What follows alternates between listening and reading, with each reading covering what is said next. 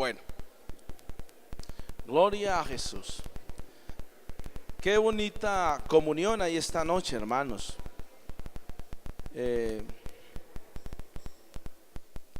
Pensaba hace un momento, hermanos, en lo que nos compartía nuestro pastor en el momento de la adoración y de la alabanza, y de igual forma unía lo que muy especialmente recibí de parte de nuestra hermana al hacernos una observación que de pronto para muchos suena extraño. Para muchos de pronto escuchar es que el único lugar donde se prohíbe ir a determinados lugares es aquí.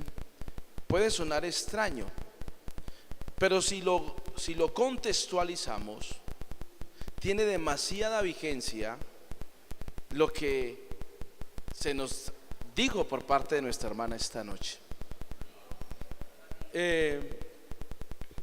Yo siempre he pensado, y creo que debe ser así, que es mejor la medicina preventiva que la curativa.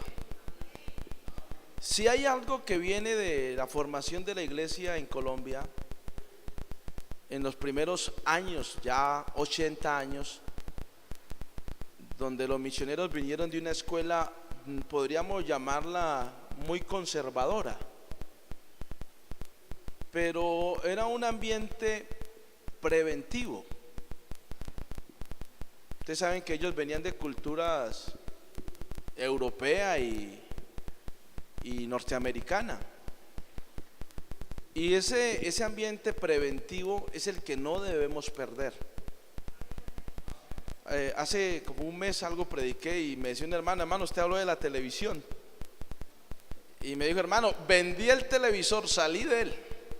Bueno, la intención no era que vendiera el televisor, pero yo sí pienso en algo, hermanos, en el temor de Dios, y es que hoy por hoy hay muchas cosas que nos ocupan, y no solamente es el trabajo.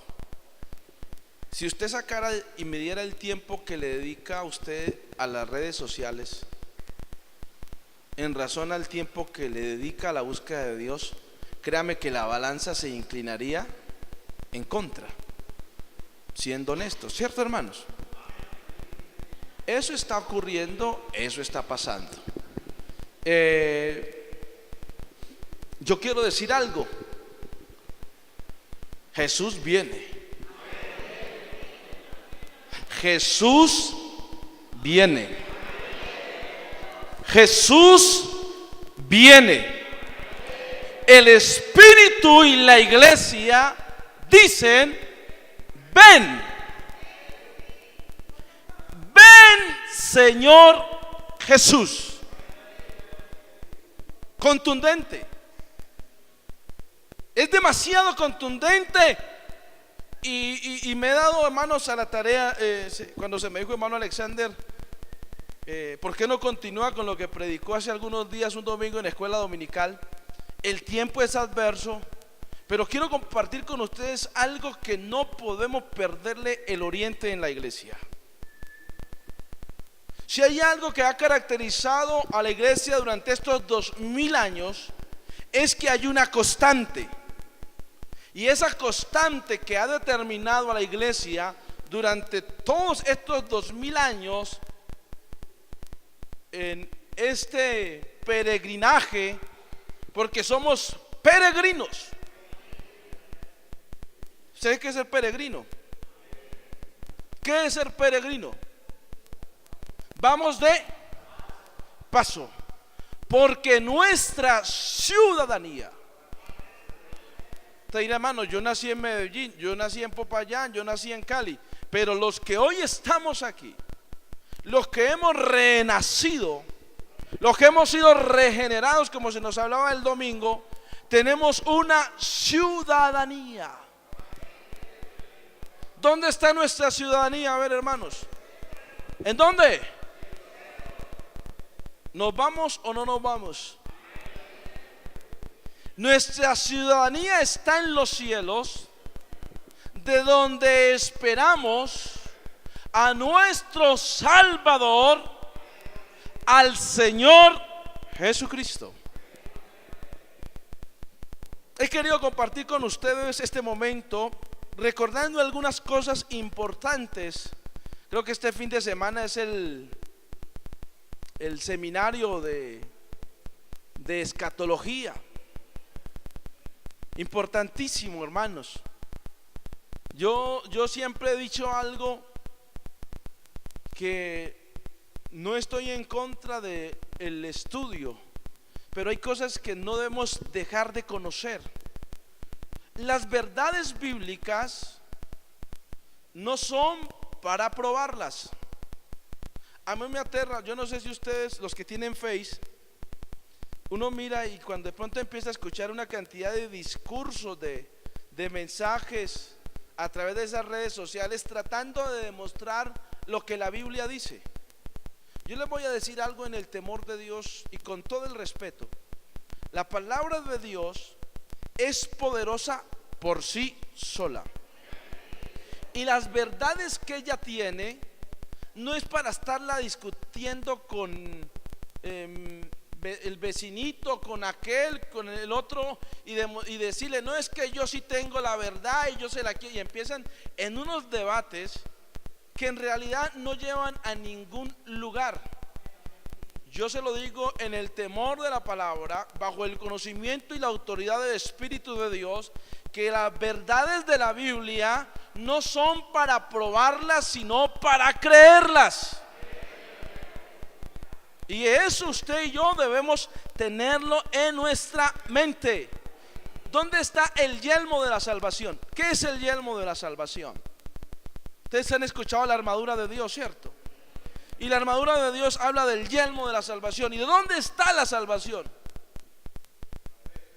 A ver, ¿qué dice la Biblia? El yelmo de la salvación, ¿dónde se pone ese artículo en la cabeza? La salvación es algo que se entiende y se cree. Mire, hermano, con conocimiento de causa se lo puedo decir. A usted le puede venir lo que le venga, pero si usted ha creído que es un hombre salvo, nada ni nadie lo va a mover de donde está. Entonces recuerde, la salvación está aquí. Guárdeselo. Por algo el apóstol lo escribió y lo recalcó.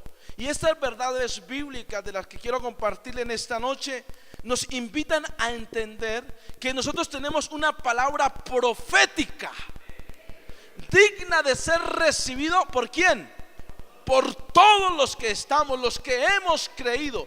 Usted y yo somos invitados a la mesa de Dios a no comer cualquier cosa, hermano. Usted y yo estamos bajo el discernimiento del Espíritu Santo, y cuando uno viene a la casa de Dios, no viene a escuchar cualquier cosa, viene a oír la palabra de Dios. La Biblia dice, oiga bien, hablando en razón a la comida, vuestros padres comieron del maná en el desierto y vuestros padres murieron.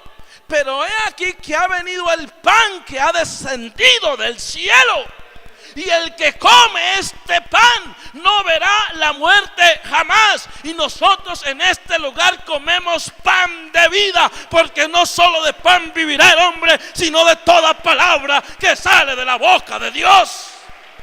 Aleluya, alábalo, hermano, glorifique a Cristo.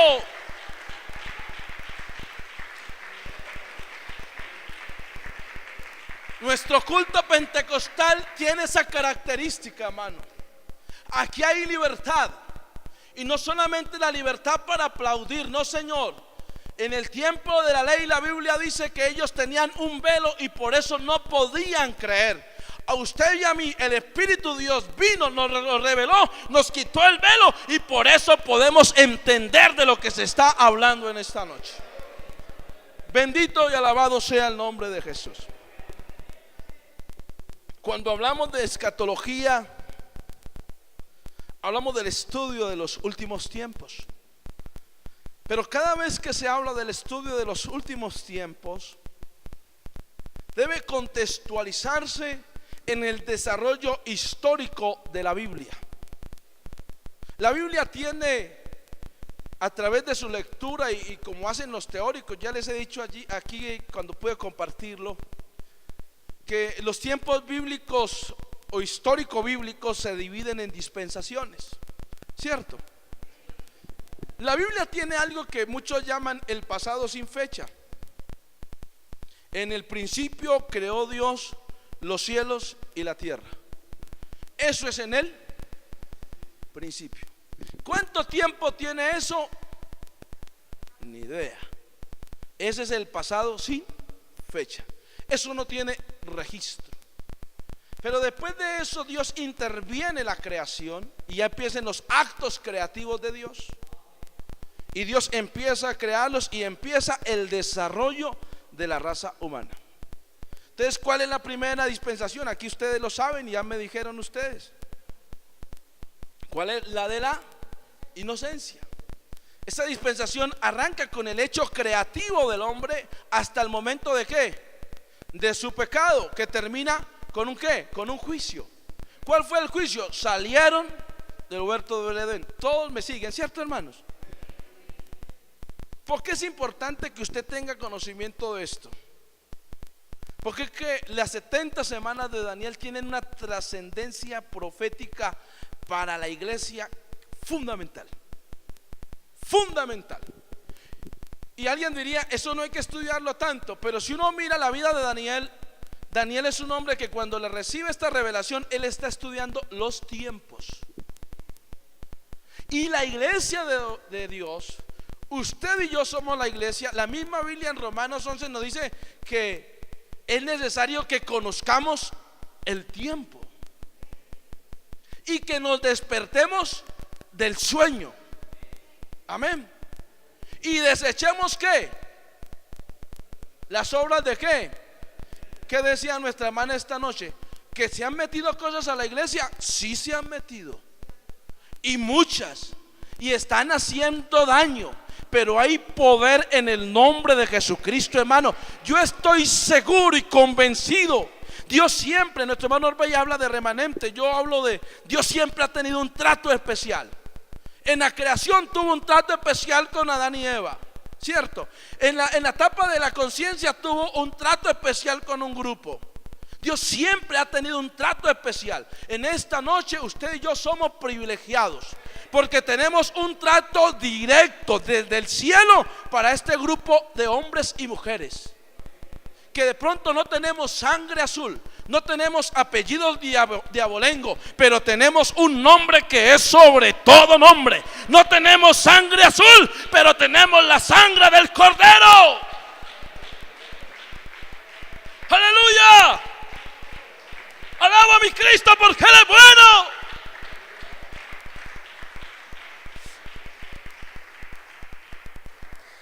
Aleluya. En el tiempo, en lo eterno de Dios, ¿quién fue el consejero del Espíritu de Dios? Hermano, pensar en la eternidad es algo que a usted y a mí no nos cabe en la cabeza jamás. Pero Dios nos ha regalado esa aspiración. Alguien diría en el mundo contemporáneo y el mundo secular, no, la gente cada día niega a Dios. El ser humano con todo su equipo técnico, su desarrollo científico, lo único que hace es tratar de negar a Dios. Pero Dios sigue abriendo sus brazos de amor y misericordia, esperando que ese hombre rebelde logre su mirada a Él. Porque oiga bien, hay algo que no se podrá quitar. Todos los que hemos mirado a Él, ¿qué? Hemos sido ¿qué? Alumbrados. Usted tiene una luz poderosa que iluminó su corazón y su vida, y por eso pasó de las tinieblas a la luz admirable. Y en el tiempo de la eternidad, hablar de eternidad, hermano, uno diría, bueno, ¿y cómo será la eternidad? ¿Qué pasará en la eternidad? La eternidad no tiene ni ayer ni mañana.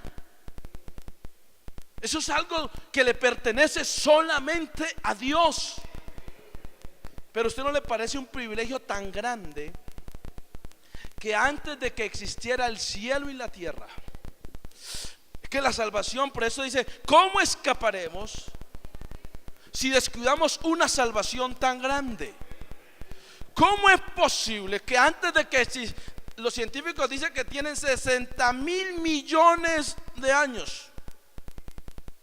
60.000 millones de años, que el sol más cercano a la Tierra tiene más o menos 20 millones de años luz. ¿Y cómo se desplaza la luz? Son cosas, teoremas que los científicos solamente entienden en medio de sus enredos. Pero usted y yo debemos ponernos a pensar, tantas cosas que hablan, yo no sé cómo podrá expresarse la eternidad. Eso es algo tan grande que a veces cuesta entenderlo. Pero que el Dios de amor, el dueño de la eternidad, me haya escogido a mí. ¿A cuántos escogió él? A ver. Oiga, mire, usted levantó su mano solo. Levante su mano. ¿A cuántos escogió el Señor?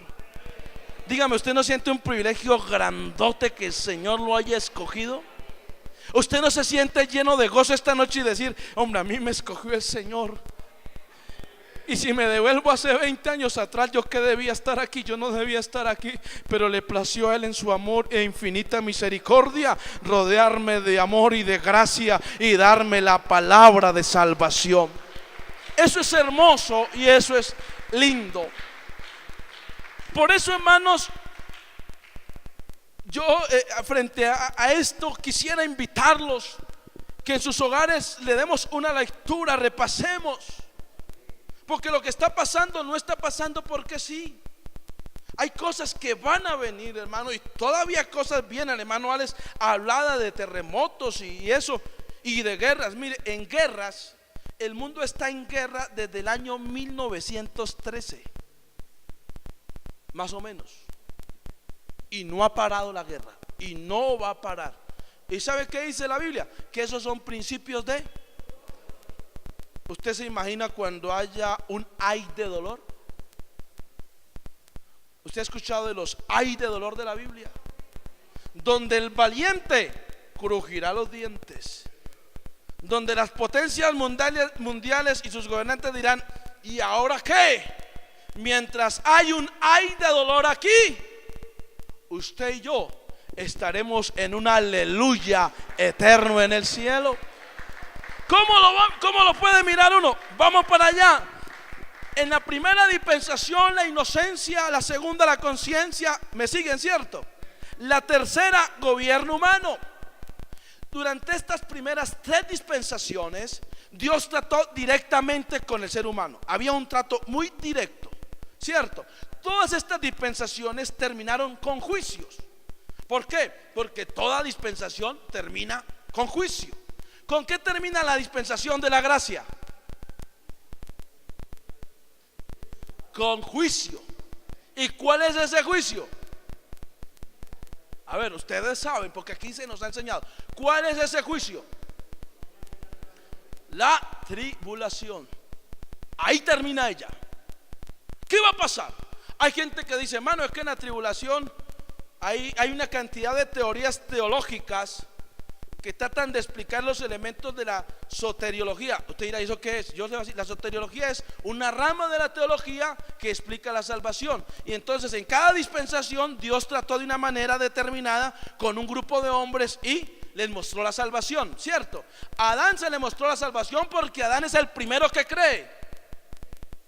Adán es el que primero cree. Yo lo he llamado así en los vestigios del evangelio. En la historia de las dispensaciones, Dios sí ha mostrado. ¿Por qué ha mostrado Dios señales del evangelio en las dispensaciones? Por una sencilla razón, que el evangelio es eterno. Amén. Cuando el evangelio, oiga bien, el cumplimiento del evangelio para los gentiles empezó a predicar, hubo una bienaventuranza. ¿Qué se le dijo a los pastores? Alégrese, que en Belén ha nacido ¿quién? El Salvador del mundo. Pero si usted mira en Apocalipsis, salió un ángel con el evangelio eterno. ¿Y qué se dice? Temed. Contextos muy diferentes. Pero ¿qué quiere decir esto, hermano Alexander? Dios a través de los tiempos bíblicos ha mostrado los vestigios del evangelio. Adán fue el primero que creyó. Adán fue el primero que creyó a la promesa. ¿Usted sí sabía que Adán fue el primero que creyó la promesa? ¿Usted sí sabía o no sabía, hermano? Porque es que yo voy sobre un tema que espero que usted lo asimile. Si no, voy a explicarle así rápidamente. Si usted va y lee el capítulo 3 de Génesis, usted escucha a un hombre caído esperando que se le dé una oportunidad. Dios le pregunta: Adán, ¿dónde estás tú? Si me siguen eso, ¿cierto? Y de una vez encontramos el problema de Adán. Le echó la culpa a la mujer. Así somos los seres humanos. Siempre vamos a buscar un responsable de nuestras culpas. Pero ¿cuántos en esta noche hemos entendido que somos responsables directos de nuestros actos? Y usted encuentra un hombre caído, pero es un hombre que cree. Entonces usted escucha la promesa que se le hace. Entonces viene la primera declaratoria de guerra. Cuando llega el discurso entre Dios y la serpiente, Dios sentencia a la serpiente y se declara la palabra profética más grande que tiene el Génesis. Génesis es el semillero de las profecías, de las promesas y de las doctrinas de la Biblia. Todas las doctrinas tienen que estar asentadas en todo el contexto de Génesis. Y uno empieza a mirar, ahí aparece la primera: pondré enemistad entre la simiente tuya y la de la mujer. Tú le herirás en el calcañar y ella ¿qué? Pisará la cabeza. Ella te pisará. Ese fue el primer mensaje, la primera muestra de lo que había de ocurrir. ¿Quién la creyó? El primero que la creyó fue Adán. Porque a partir de ahí a Adán se le enseñó el camino carmesí. ¿Cuál es el camino carmesí? A Adán se le enseñó que sin el derramamiento de sangre no hay perdón de pecados. Y eso usted ¿cómo puede comprobarlo, hermano Alexander? ¿Cómo lo compruebo? Con la enseñanza que le dio a sus hijos. El uno vino con sangre y el otro vino con frutos de la tierra. Y el que vino con sangre movió a Dios. Porque aquí no es como nosotros queremos, aquí es como solamente Él quiere. Amén, hermanos. Ahí empieza ese trato. Y Adán es el primero que cree. Adán creyó eso. ¿Usted qué cree que esperaba Adán? No es que seamos machistas, pero Adán esperaba un hijo. Y usted encuentra a Adán. ¿Quiénes nacieron? ¿Quién? Caín y Abel. ¿Usted cree que Adán se alegró? Hombre, Adán se alegró. Un hijo, la esperanza. Puede ser que aquí esté la solución. Cuando de un momento a otro el pecado que había entrado por la culpa de un hombre produjo muerto. Su hermano Caín mató a Abel. Se acabó la esperanza. ¿Qué apareció? Se cortó la esperanza. La simiente se quedó corta. ¿Qué vamos a hacer? ¿Qué hizo Dios? Dios le regaló un hijo. ¿Cómo le pusieron por nombre? Sed, que quiere decir el sustituto, el que reemplazó. ¿Con qué, hermanos? Es que el tiempo no nos da, pero es que esto es algo tan lindo, tan hermoso, que uno cuando lo comprende y lo mira, uno dice: Dios mío, es que esta salvación es tan grande.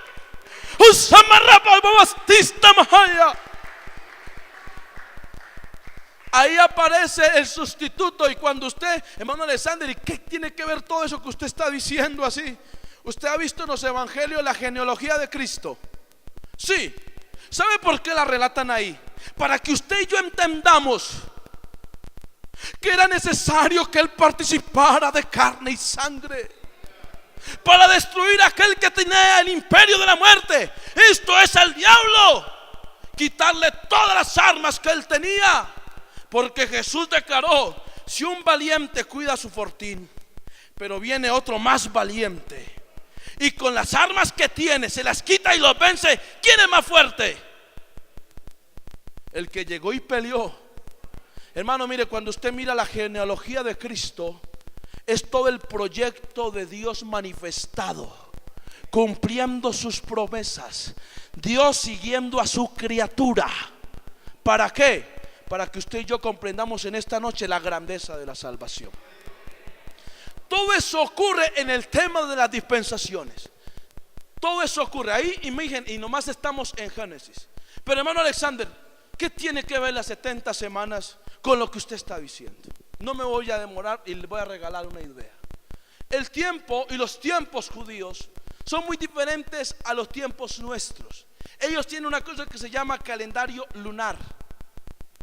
Y la escatología, si usted empieza a mirar el estudio de los tiempos, tiene que ir a mirar el contexto histórico, el por qué ocurre, qué es lo que pasa. Y cuando nosotros miramos las 70 semanas de Daniel, es una interpretación, un llamado de Dios para un hombre en especial. Mira lo que va a ocurrir a través del tiempo. Y entonces Dios empieza a hablarle a Daniel.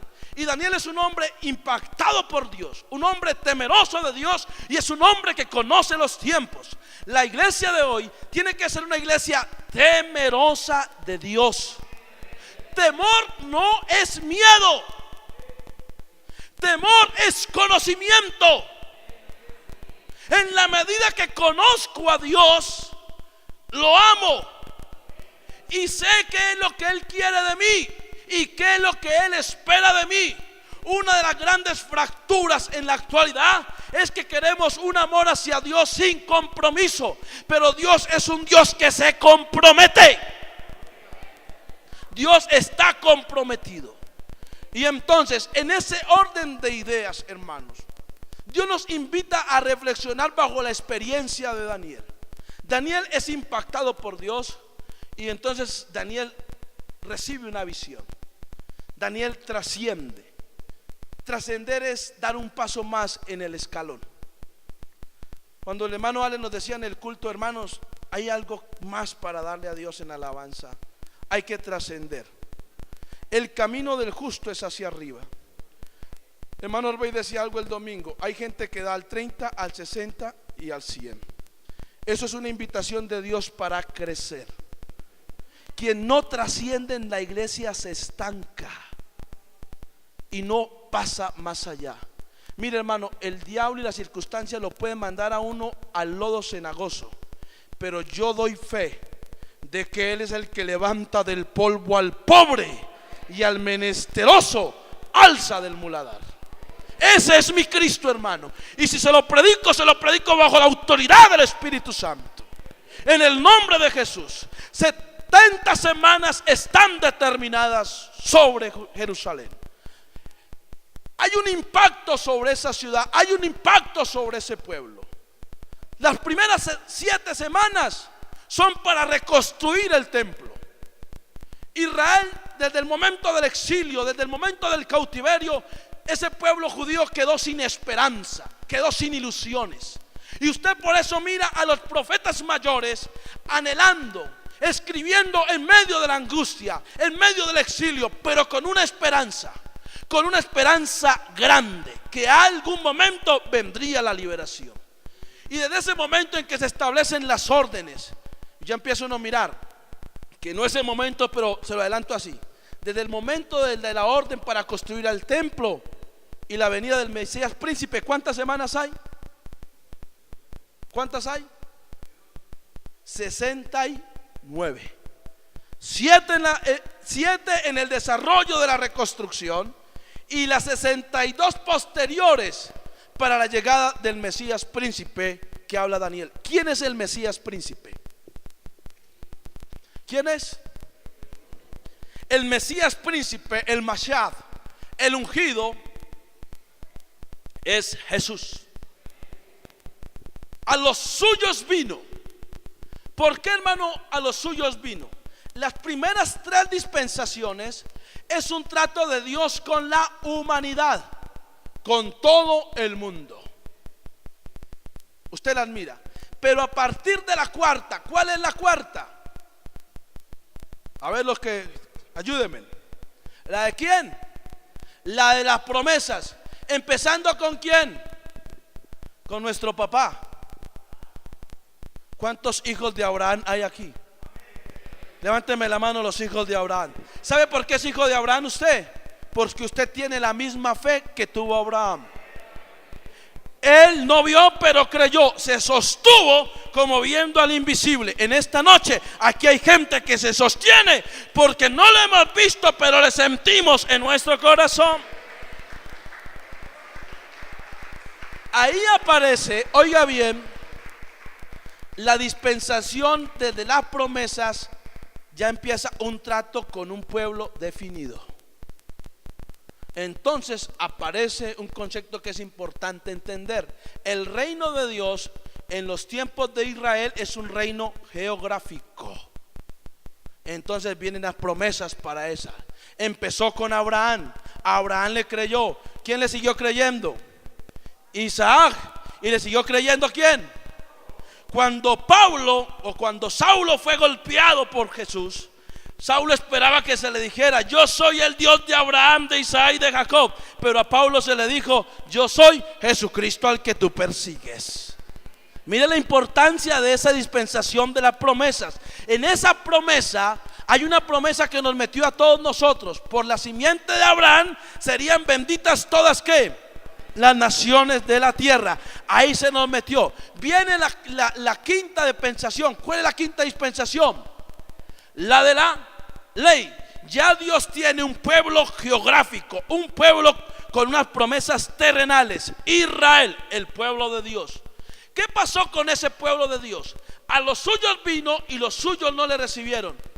Cuando él vino, oiga bien, en el reloj de Dios, las 69 semanas se detuvieron. Llegó hasta ahí. ¿Por qué llegó hasta ahí? Porque algo tenía que ocurrir. ¿Qué era lo que tenía que ocurrir, hermano Alexander? ¿Qué iba a pasar? ¿Qué es lo que detuvo el reloj de Dios para que las 70 semanas no aparecieran? El cumplimiento de la promesa más grande, y es el trato con los gentiles. Si Israel tiene promesas terrenales, la iglesia tiene promesas celestiales. Oiga bien, si Israel fue concebido en un concepto terrenal, usted y yo hemos sido concebidos en un orden celestial, espiritual. Mire, Israel aparece en el desarrollo de la historia del hombre. Usted y yo estamos desde antes de la fundación del mundo. ¿Qué hace Dios? Dios cumple su propósito. Dios se manifiesta. Dios abre paso para la salvación para todo aquel hombre y mujer que crea. Aleluya. Por eso la Biblia dice, y Jesús hablándole a Israel, siempre le plantea y le dice: oh Jerusalén, Jerusalén, que matas a tus profetas y apedreas a los que te son enviados. ¿Cuántas veces quise recogerte como la gallina recoge los polluelos? No quisieron, no lo recibieron, le dieron la espalda. ¿Qué hizo Jesús? Cuando le dan la espalda, Jesús echa la mirada al pueblo sentado en tinieblas, el pueblo que moraba en sombra de muerte. Luz resplandeció sobre ellos. Los que no teníamos esperanza, Pablo dice: alcanzamos misericordia. Los que no éramos pueblo, ahora somos pueblos. ¿De quién son los pactos? ¿De quiénes son el culto? ¿De quién son las promesas? De Israel, de los cuales vino Cristo según la carne, el cual es Dios sobre todas las cosas. Todo eso se quedó en la antigüedad, pero para esta iglesia se le abrió lo más grande y maravilloso, que es el cumplimiento y la entrega del evangelio. Ahí, en esas 70 semanas, en esas 69 semanas, cuando se frena, aparece algo que se llama el paréntesis de la gracia. Voy a dejarles ahí, hermanos, porque el paréntesis de la gracia encierra tanto, hermano, que el mismo Jesús le dijo a sus discípulos: no se alegren porque los demonios corren, no se alegren por eso, no se alegren porque los enfermos son sanos. Maravíllense porque su nombre está escrito en el libro de la vida. Denle un aplauso al Señor Jesús esta noche. Me excusa el afán, me excusa el tiempo, pero hermano, lea la palabra de Dios en su casa, ámelo a Él y sigamos adelante en el nombre de Jesús.